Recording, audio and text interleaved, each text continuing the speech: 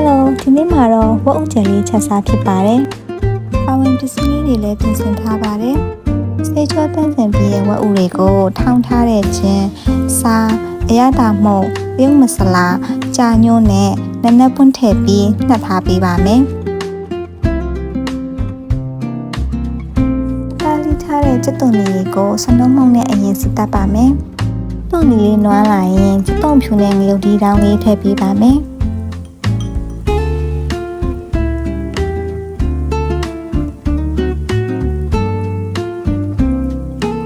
ရင်တော့ငရုတ်သီးမုံလေးထည့်ပြီးစစ်သက်ပေးထားပါမယ်။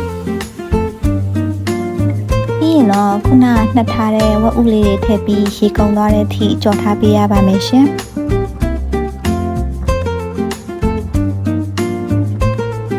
ဝက်ဥတွေကိုအရသာမနှက်ခင်မှာကျုံမှုန့်ရှာလက်ကရည်နဲ့အရင်နယ်ပြီးရေ3ထပ်လောက်ဆေးထားပေးပါတယ်။ဆေးချပေးထားရင်ညှိနှံ့လုံးဝမရပဲစားကောင်းစေပါတယ်ရှင်။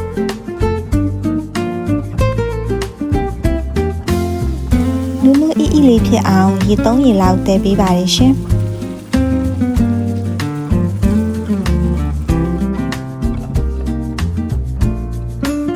နောက်ဆုံးမှာတော့ရှမ်းနံနံလေးခတ်ထားပြီးနူးအီပြီးအရန်အရသာရှိတဲ့ဝက်ဥချက်လေးရပါပြီရှင်